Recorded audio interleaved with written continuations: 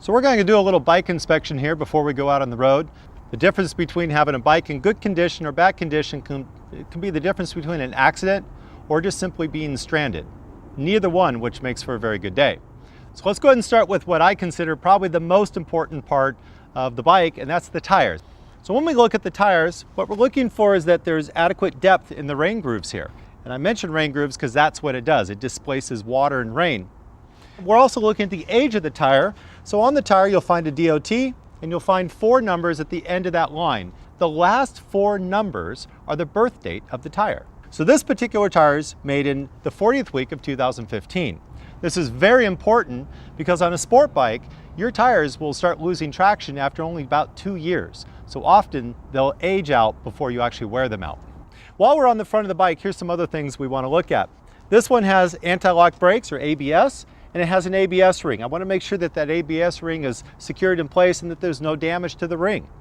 The sensor doesn't have any damage to the lines of the wires here. So there's no fluid leaking, our hoses aren't cracked, and that our brake pads are in good shape.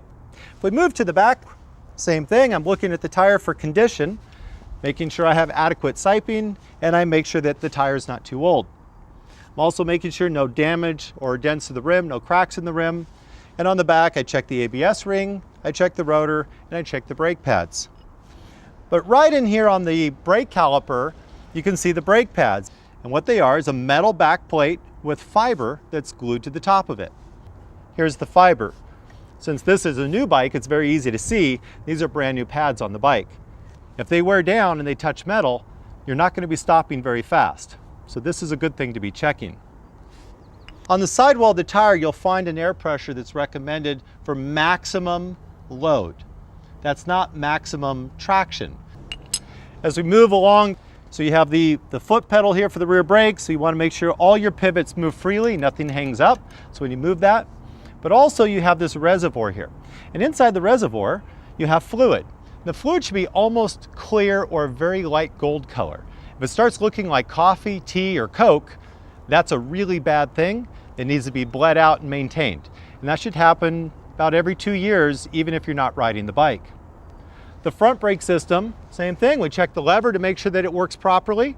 So a smooth motion is what we're looking for. And if you pull the brake in and squeeze it very slowly, you want to make sure that it doesn't get gritty, that it's a nice smooth motion. This reservoir is up here on the handlebars, and it has a little sight window here on the back.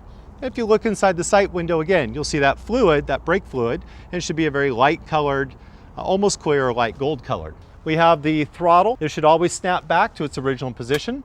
So if you just open it up, and when you let go, it should always snap shut. If that happens, or if it has any hang up, that needs to be maintained. The other things that are kind of important while we're down here is the motor itself. We want to make sure that it has, its lifeblood, and that happens to be oil. So there's an oil fill cap here, and this bike has a window. It's a little peep window, and if you take the bike and level it up, and this is usually done when the motor's hot and the oil's warm so that it expands, and you want to make sure that the oil ends right in between the 2 marks on the bottom and the top of the window. In this case, this bike is brand new, so it's very clear. It's common to have a darker color, but it does need to be changed every season. Moving up the bike a little bit, let's take a look at the back here. We have turn signals. We have the brake light. This only has a single bulb on the brake light. That means if it burns out, nobody knows what's going on. So this should be checked every time. Turn signals, same thing. So check both turn signals left and right, that your tail light works and that your brake light works. On the front, we have turn signals, we have headlights. Let's go ahead and take a look at the other side of the bike. Okay, so going back to the front of the bike, we're on the left side now. Let's go ahead and check the fork legs and make sure they're not leaking. So this is the front fork leg. And if you go all the way to the top, you'll find that there's a chrome up here, and you're making sure that no fluid is built up on that chrome or leaking down the back of the fork leg on either side of the motorcycle. If that does, then your suspension is not working correctly, or worse yet, that oil is going to leak onto your brake rotors and your brakes aren't going to work. Moving towards the middle of the bike, the 2 things that matter in the center of the bike here, one is that your side stand actually snaps back up and stays into position, so that doesn't come down while you're riding. When it comes down, it stays where it's supposed to be. On this side, you just have your shifter for shifting up and down. Make sure that it's moving clean that there's no hang up on it. Also, these are adjustable, so you can raise or lower the height so it fits you as a rider. That gives you better control of the bike. Moving to the back of the bike, here's probably the second most thing that's neglected besides tires is the chain. And what you're looking for in the chain is if you grab the very back of the chain here and you pull, it doesn't come off of the back sprocket. If it has movement, then the chain is worn, needs replacement. Most of the modern bikes have what's called an O-ring chain. Many people believe that an O-ring chain means no maintenance. This is what an O-ring chain looks like off the bike. There's an outer plate, an inner link, and in between those is a little black spot, and that's an O-ring that holds fluid inside the chain.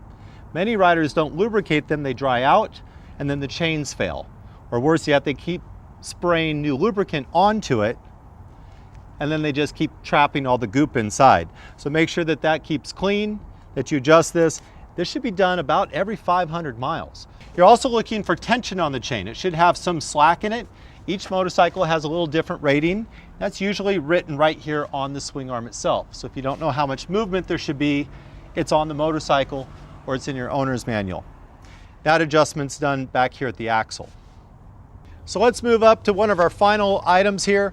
This is the clutch. This one is a cable. You can tell there's a cable comes into it. You'll know if it's a hydraulic, like the brake, because they'll have a reservoir just like the brake on this side.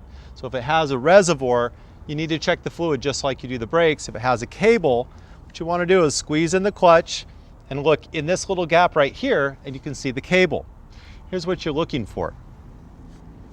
If you look at this cable here that's failing, you can see these little pieces of metal sticking out. That's what it looks like. And the way you'll see those is when you pull this open, you'll notice those little strands sticking out from inside here. If that's the case, don't ride your motorcycle. The last and final thing to do here is make sure the switches all work.